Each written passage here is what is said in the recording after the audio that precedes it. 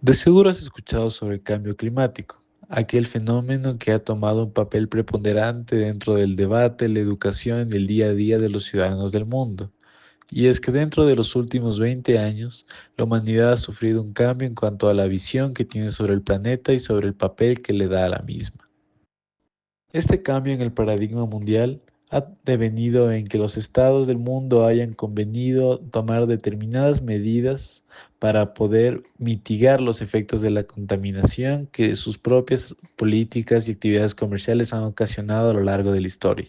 Es en este contexto dentro del cual los miembros de la Organización de las Naciones Unidas terminaron suscribiendo y ratificando la Convención Marco de las Naciones Unidas sobre el Cambio Climático en 1992 y vigente desde 1994, que a su vez sirvió como base para la elaboración y ratificación del Acuerdo de París, un instrumento de derecho internacional el cual busca delimitar las actividades de los estados e imponer una obligación global. Mantener la Mantener la temperatura global no mayor a 2 grados centígrados y proseguir esfuerzos en alcanzar el límite de los 1,5 grados centígrados. Esta temperatura no es arbitraria ni responde a un capricho de los estados. Significa la temperatura que tenía el planeta previo a la época industrial, antes de que la revolución industrial y sus consecuencias hayan determinado las bases para el sistema extractivista que tenemos el día de hoy.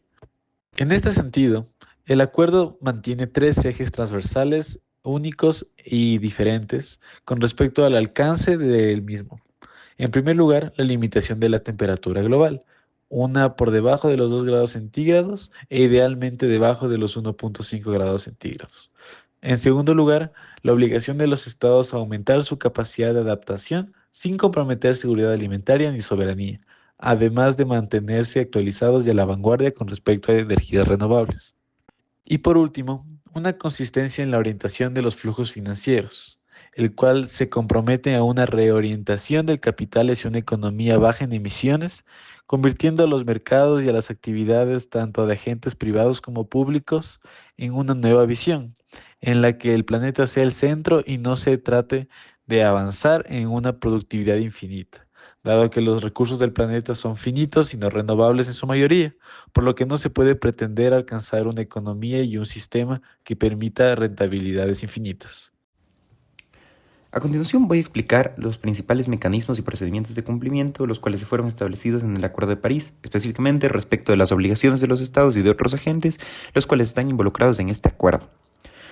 Lo más innovador de este acuerdo no se trató solamente de sus objetivos climáticos, sino de que se creó un sistema jurídico e institucional pensado para poder supervisar y promover el cumplimiento de los compromisos asumidos por los estados. El principal mecanismo de cumplimiento y de supervisión fue el denominado contribuciones determinadas a nivel nacional, mejor conocidas como NDCs.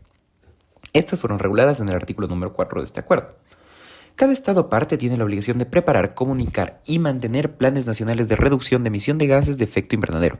Además de esto, el acuerdo también establece un principio de progresión. Eso significa que cada nueva contribución debe representar un avance respecto del anterior y debe reflejar una mayor ambición de cambio climático. Estas contribuciones tienen la obligación de presentarse cada 5 años y se registran públicamente ante la Secretaría del Acuerdo. Esto permite que exista vigilancia internacional y presión política sobre los estados para poder garantizar su cumplimiento. Otro mecanismo fundamental de transparencia es el llamado marco de transparencia reforzado, el cual fue establecido en el artículo número 13 de este acuerdo. Este sistema lo que hace es que obliga a otros países a presentar informes periódicos sobre sus emisiones contaminantes, sobre las medidas adoptadas para enfrentar el cambio climático generado por estas emisiones, sobre los avances en el cumplimiento de sus compromisos y sobre el apoyo financiero o tecnológico recibido o proporcionado.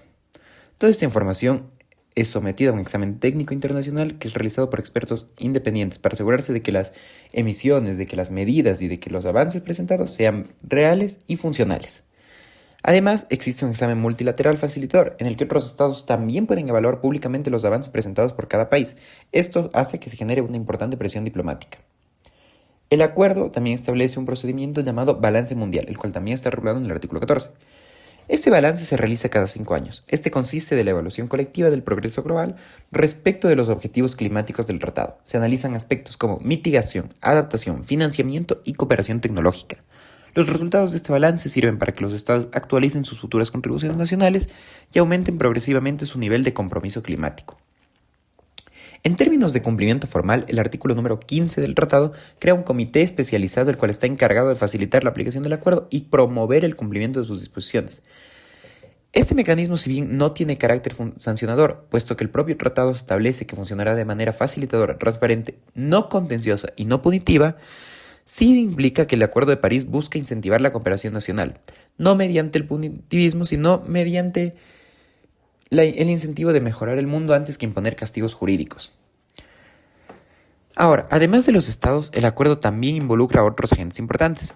Esto, por ejemplo, el artículo 6 permite la participación de entidades públicas y privadas en mecanismos de cooperación internacional y de mercados de carbono, haciendo que participen también organizaciones internacionales, organismos científicos, instituciones financieras y organizaciones de la sociedad civil.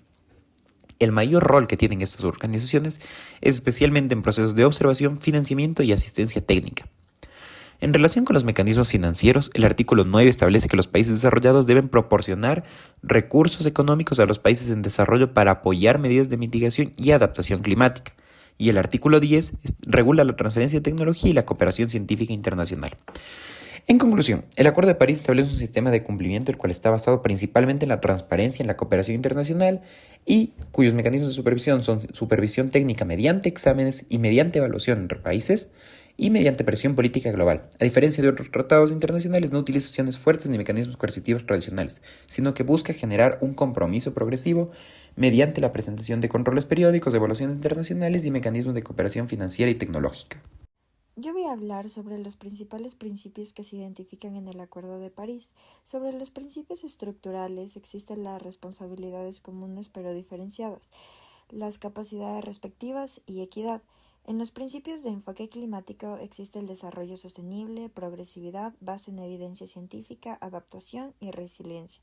En los principios sociales existe respecto a los derechos humanos, igualdad de género, protección de grupos vulnerables, equidad intergeneracional.